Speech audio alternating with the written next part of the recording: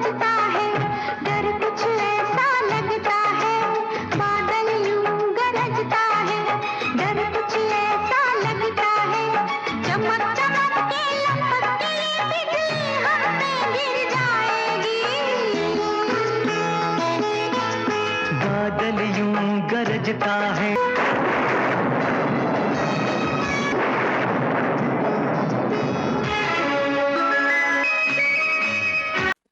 Hello बच्चों, welcome in interesting fact of physics. और आज का टॉपिक है व्हाई लाइटनिंग, बिजली क्यों चमकती है। व्हाट क्लाउड, क्लाउड होता क्या है, बादल क्या होता है। चलिए एक बिल्कुल सीधी सीधी बातों में, सरल बातों में आपको बताऊंगा मैं क्लाउड क्या होता है। ठीक है, तो क्लाउड होता क्या है और क्लाउड के लिए क्या होता है बच्चों, कि ऊपर सूरज की रोशनी से धरती पर जब रोशनी आती है तो धरती गर्म हो जाती है। गर्म होने के कारण इस पे जो भी पानी है, जैसे आपके नदियों में, झीलों में, वहाँ का जो पानी होता है उसकी बूंदें वाष्पीकृत हो जाती है, वेपराइजेशन होता है। ठीक है, तो आप देखेंगे कि लाइट की रोशनी जब भी आती है तो ये जो पानी होता है ये छोटी छोटी बूंदों में, बिल्कुल छोटी छोटी बूंदें होती है। इवन ये बूंदें इतनी छोटी होती है कि 0.001 माइक्रोन इसका डायमीटर होता है।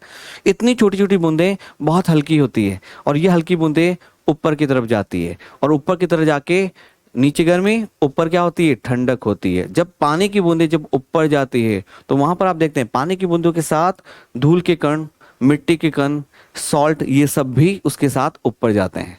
ओके, जब ये प्रोसीजर बच्चों होता है तो वहां पर ऊपर क्या होता है, ठंडक होती है। ठंडक क्यों होती है, अर्थ के नीचे होता है वहां पे गर्मी होती है क्योंकि सन की रोशनी यहाँ पे रखती है। ऊपर वैसे भी आपको पता है एयर की डेंसिटी भी कम होती है। ओके, डेंस नीचे ज्यादा होता है, ग्रेविटेशन के कारण डेंस क्या होता है, नीचे ज्यादा। अब ऊपर क्या होता है, ऊपर जब पानी की छोटी छोटी बूंदें, जिसको हम कहते हैं ड्रॉपलेट, जब पानी की बूंदें जब ऊपर जाती है तो यहाँ पे छोटी छोटी ड्रॉपलेट्स होती है और इसके साथ इसमें क्या होते हैं, डस्ट के पार्टिकल। इसको हम कहते हैं कंडेंसेशन न्यूक्लियाई। आप मानोगे नहीं, कंडेंसेशन न्यूक्लियाई जैसे माने 1 माइक्रोन अगर इसका हम बोलें डायमीटर है तो इनका डायमीटर होता है 0.001 माइक्रोन। इतना छोटे होते हैं ड्रॉपलेट्स। ये सारे ड्रॉपलेट धीरे धीरे कंडेंस होते हैं। कंडेंस मतलब संघनन मतलब से लिक्विड अवस्था में आता है। क्या होता है, उनका कंडेंसेशन होता है। अब कंडेंसेशन हमेशा कंडेंसेशन न्यूक्लियाई पर होता है और सारे पार्टिकल्स आके ऐसे जुड़ते जाते हैं और एक पानी की ड्रॉप बन जाती है। ऐसे बहुत सारी ड्रॉप्स मिलकर धीरे धीरे सब नजदीक आते हैं और क्या बन जाता है मेरे बच्चों, क्लाउड बन जाता है। तो it's fantastic procedure to make the cloud. तो इसमें क्लाउड में आपने देख लिया। अच्छा, ये एक साइकिल है, ये पूरी साइकिल साथ में चलती है। आप मानोगे नहीं, ये साइकिल है। कैसे, वहां से लाइट आई, पानी को इवोपरेट किया, वाष्पीकरण किया, उसके बाद सारे वाटर की जो छोटी छोटी ड्रॉपलेट थी आपस में कंडेंस हो गई धूल के कण के साथ और बन गई क्लाउड।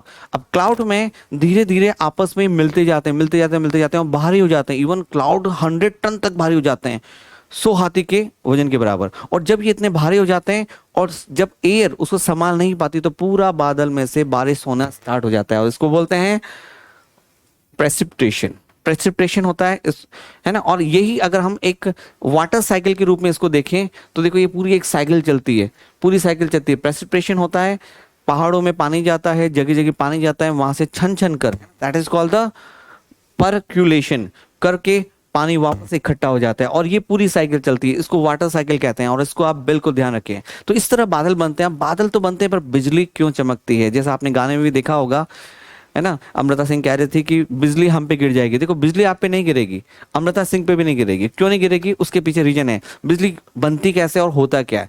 बिजली के लिए बादलों में आपस में जो वाटर पार्टिकल्स होते हैं, जो आपके ड्रॉप बनी है, वो आपस में फ्रिक्शन होता है, टकराते हैं। टकराने से एक का इलेक्ट्रॉन दूसरे इलेक्ट्रॉन में जाता है तो एक में पॉजिटिव चार्ज आ जाता है, एक में नेगेटिव चार्ज। मोस्टली क्लाउड्स में नीचे ही नेगेटिव चार्ज होता है।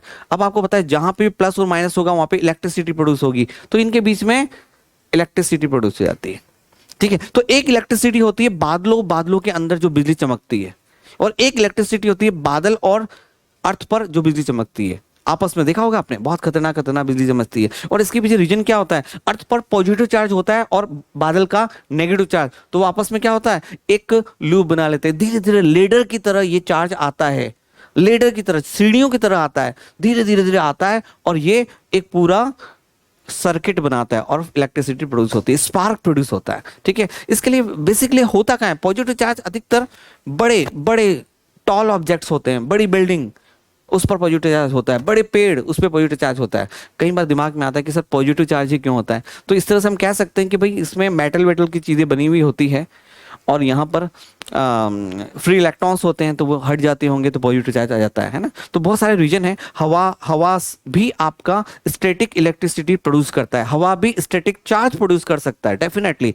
तो यहाँ पर ये जो बिजली है वो सब पे नहीं गिरेगी भाई, ऊंचे ऑब्जेक्ट पे गिरेगी। इसलिए आपको सलाह है जब भी लाइटनिंग हो, बड़े पेड़ के वहां पे नहीं जाना है, छोटे पेड़ के पास खड़े हो जाना है अगर आप जंगल में हो तो, ठीक है। मकान के हो, अपनी कॉलोनी में हो तो बड़ी ऊंची बिल्डिंग के पास नहीं जाना है, छोटी बिल्डिंग या फिर मैदान में जाना है, आप पे बिजली नहीं गिरेगी। और बिजली जब भी आए तो आपको पानी से भी दूर रहना है, क्योंकि पानी हो सकता है बादल के जो पानी है उसके थ्रू बिजली आप तक आ जाए। और बिजली का शॉक इतना ज्यादा होता है, कई बार इसको देखा गया है कि सन की जो सरफेस होता है उसका 5 गुना टेम्परेचर तक भी शॉक दे देता है वो, इतना। चलिए, तो ये इंफॉर्मेशन आप बताएंगे मुझे कि कैसे लगी और बादल कैसे बनते हैं, आपको समझ में आ गया, और लाइटनिंग क्या होती है और कहाँ गिरती है। मिलेंगे फिर एक और इंटरेस्टिंग फैक्ट ऑफ फिजिक्स के साथ अगली वीडियो में। बाय बच्चों।